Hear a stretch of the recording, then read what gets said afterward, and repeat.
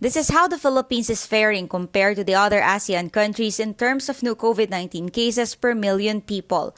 The epidemic curve is going in the wrong direction. Despite this, the government is moving to a slightly relaxed quarantine restriction.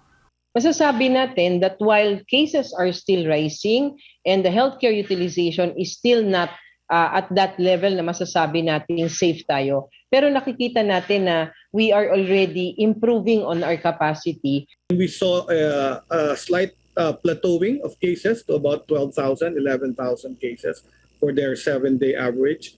It's still high, but only half of that is actually in Metro Manila or the NCR plus bubble.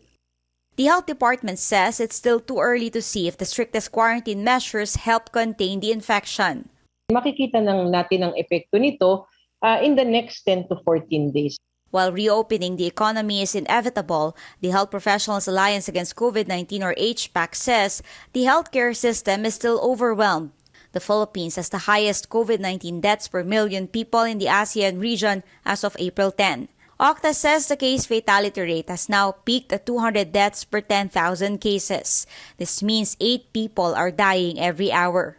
Many of those people in the NCR have seen their friends or families, loved ones.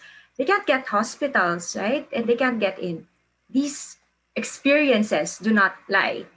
There are 3,000 additional beds in hospitals and isolation facilities. 164 are for severe and critical cases.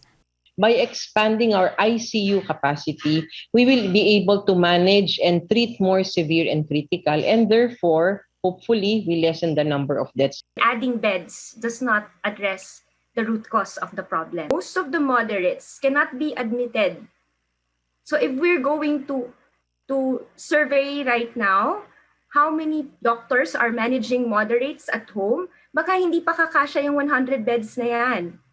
The country is still behind its target of 90,000 tests per day. On an average, 51,000 people were tested daily last week.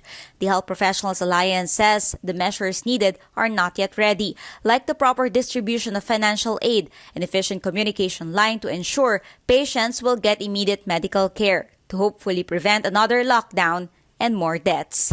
Caroline Bongkin, CNN Philippines.